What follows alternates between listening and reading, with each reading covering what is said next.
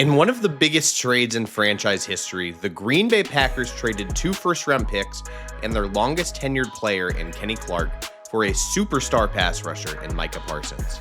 The news of the trade sent shockwaves, and the Packers wasted no time in securing their new star, signing him to the biggest non-quarterback deal in NFL history with a 4-year, $188 million extension that includes $136 million in guaranteed money. There's so much to talk about with the Micah Parsons trade, but let's dive into why the Packers took such a big swing on a pass rusher, and then break down some of Parsons' film on today's special edition of Best Available.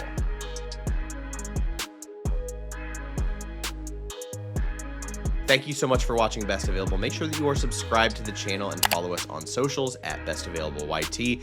Obviously, with football season in full swing, so much down the pipeline, including some live chats on Sunday mornings. We'll talk a bit more about that next week as we get closer, but make sure you're subscribed, and let's go ahead and talk about Micah Parsons. We got him. Got him. We got him. There's so many angles to tackle with this move, but the one I really want to emphasize before we even dive into the film is just why the Packers were willing to take a swing now, of all times, when they've had opportunities in the past. And that's because of the pass rush. Defensive coordinator Jeff Hafley oversaw a huge turnaround for the Packers defense last season, having them go from 27th in defensive DVOA in 2023 to 7th in DVOA last season. However, there was still something lacking with that defensive surge, and despite all the national media outlets talking about it, it's not the secondary. Green Bay's pass rush struggled significantly to generate consistent pressure with just 4 rushers.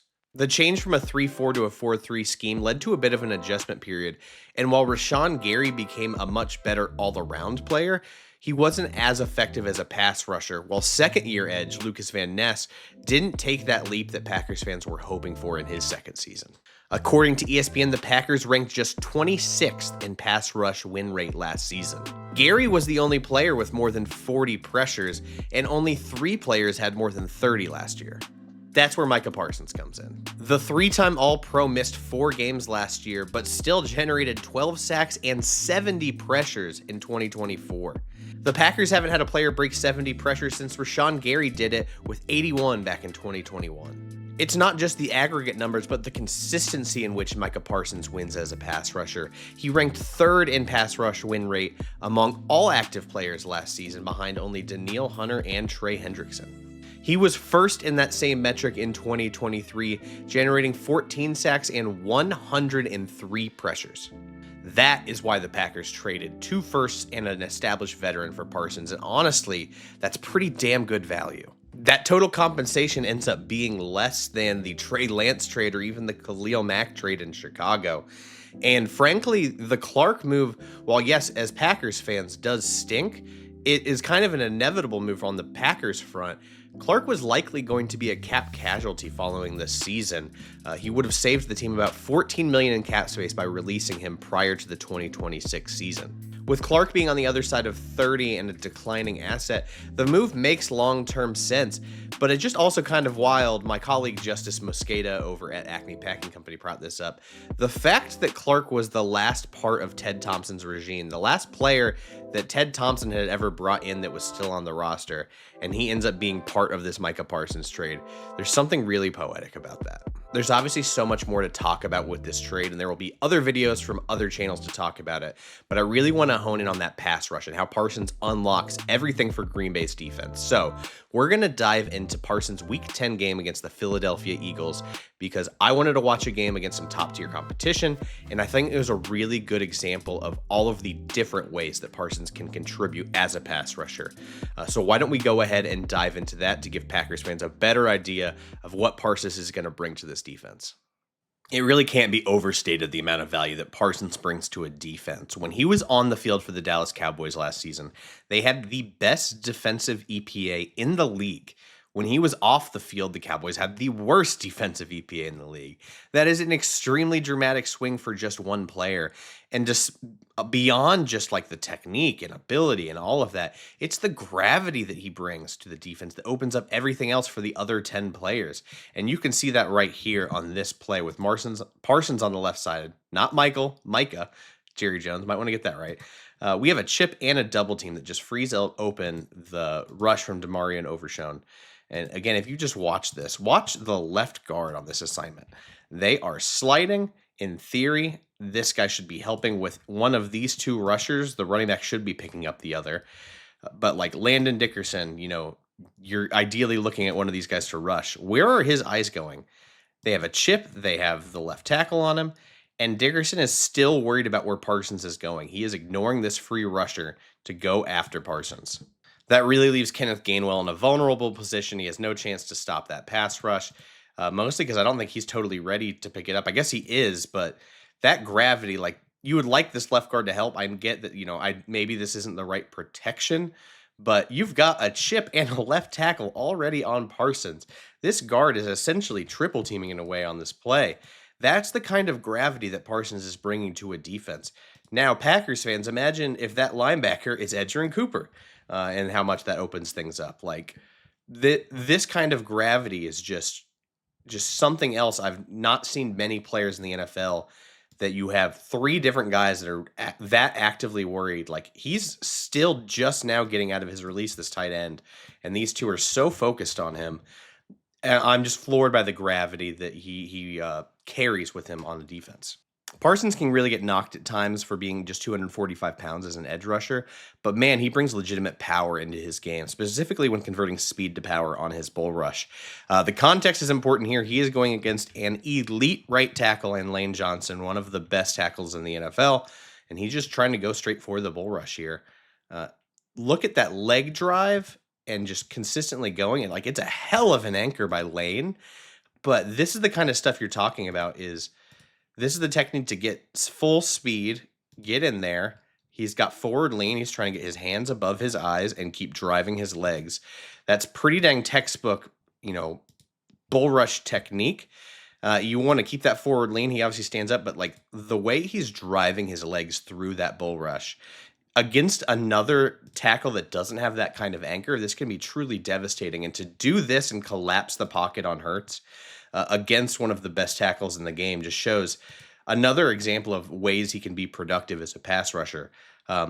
He's undersized, yes, but he has a legitimate bull rush to his game, and you can watch Hurts feel that pressure and drop his eyes. He's feeling this happen. I can pause it. He has to turn because this is collapsing fast. He knows I've got to turn to the other side of my read and get that ball out quickly or escape the pocket, and he just dumps it off. That is a surprising trait maybe people don't think of with Micah Parsons, but he does have legitimate power to his game.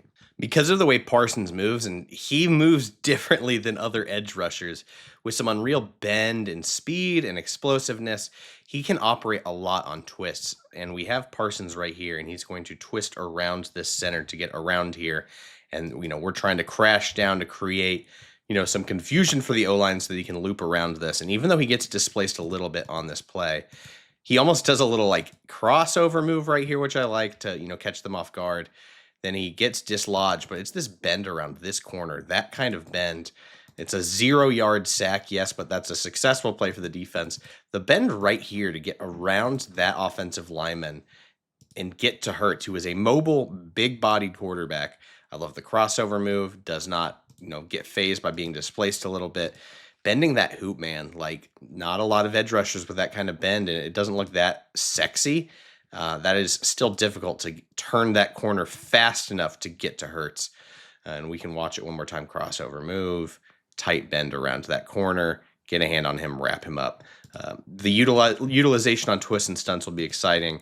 It'll be interesting to see, who the Packers have on that defensive front now that Clark's gone. But, imagine guys like Carl Brooks, Devontae Wyatt, other guys with some pass rushing juice. You can have Van Ness as an interior guy at times on passing situations, but the talent now they have to run some more twists and stunts and games up front to unlock Parsons in this way and have him operate, on these, loops around into the interior are really exciting.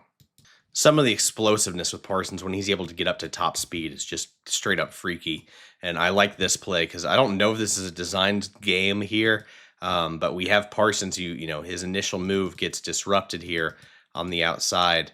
He gets hit, he gets locked up, he sheds off that block and just flies through that A-gap. just some impressive stuff. The center gets probably too overcommitted here.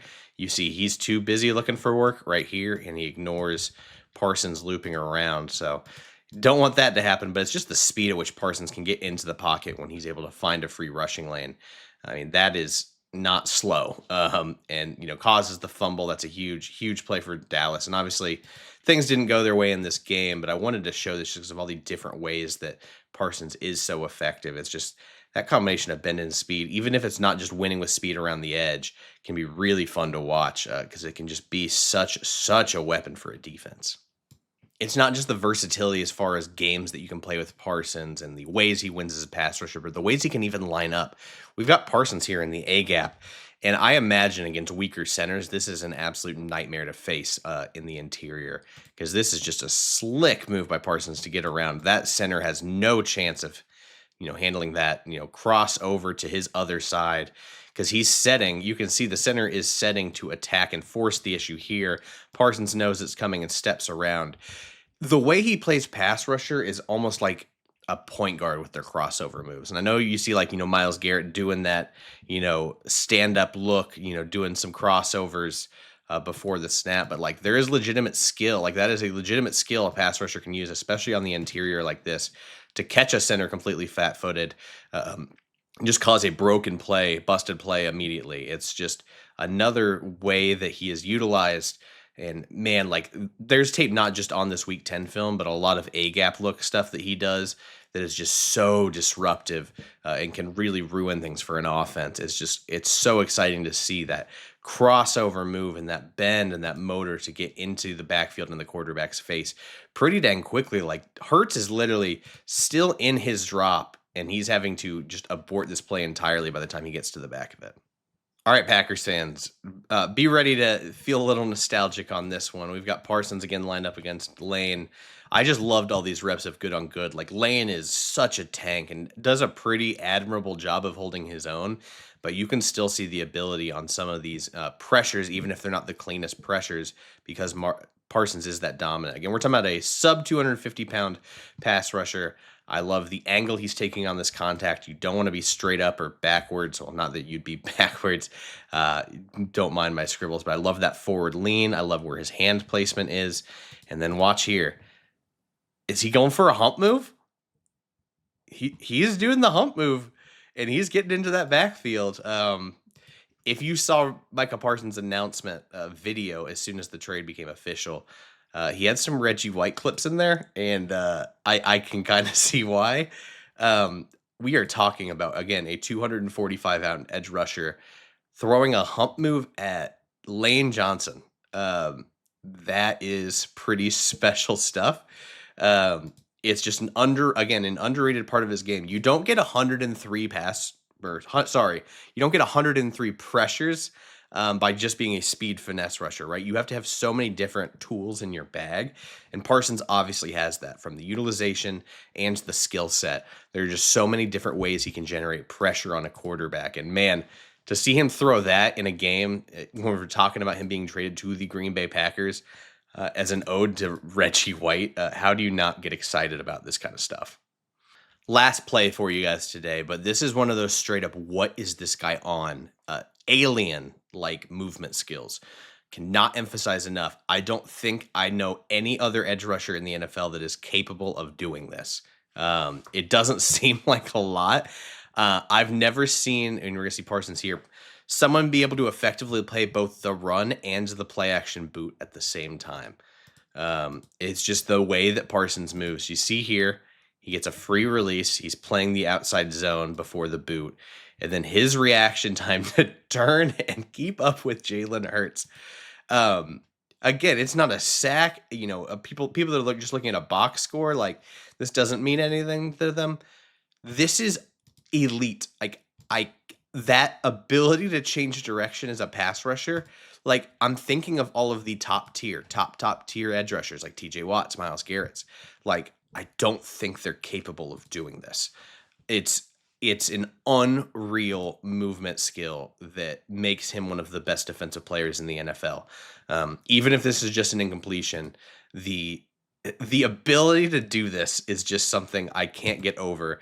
and I could watch again and again and again because like that's rare movement skills and probably why he's going to be a Hall of Famer one day because he's able to do stuff like this on a regular basis. Um, I'm I'm just kind of at a loss for words at how he's able to move like this as a quote unquote defensive end, and it's another part of this defense. For the Packers, where they're going to be able to have someone play the boot like this, and it's going to be, not every quarterback is Jalen Hurts. There's some mobile guys out there, but there's, more than half the league, in my opinion, that is unable to move like Hurts, and I can see Parsons running them down. So many different ways that Parsons can generate pressure and be utilized for a defense. Like we talked about at the beginning of that film, just the overall gravity and how offenses have to pay attention to him, and it frees up to the rest of the defense. And the Packers have those playmakers now on this defense with Edger and Cooper, Rashan Gary. Hopefully, Lukas Van Ness from all reports had a really strong training camp, and then you have Xavier McKinney on the back end. The spine of this defense is in really good shape. You have a new defensive coordinator who really stood out last year. Like, this makes the Packers Super Bowl contenders. I think the offense is super multiple this year as long as it stays healthy. And the defense now has added an elite pass rusher along with a good pass rusher in Gary. And I think the secondary tends to get a little overblown as far as how quote unquote bad they are. I thought Keyshawn Nixon actually found his long-term home at outside corner. I thought the film was excellent on him. I still believe in Carrington Valentine. His flashes are very high. And then I think Nate Hobbs was a good free agent addition as far as that mentality and aggressiveness. This is a complete defense now, guys. The defensive tackles we can maybe, talk about a little bit. There's a little concern there now that Clark is gone, but didn't think he played particularly well last year. So hard not to be excited if you're a Packers fan. I mean, I know I am. Let's be honest. This is an incredible move for honestly not that much in a trade. As a draft guy, it's going to be a little weird not, seeing the Packers draft in the first round, but hey, they used to trade out of it anyway. So if you're a Packers fan, I hope you're just having an absolutely great Friday or whenever you are watching this video. Be sure to stay tuned and subscribe to the channel. Even if you're not a Packers fan, there's plenty we talk about on this channel. And we'll see you later this week. Another side note, I know we were going to talk about Lenora Sellers today, but the Micah Parsons trade happened, guys. I'm sorry. We'll try to find a time to get to him after a big performance this year. I think we might do something on Arch Manning's debut as a starter, against a top-tier competition in Ohio State for next week. But TBD, everything's always in flux once football season is in full swing. So thank you for watching, and we will see you next week.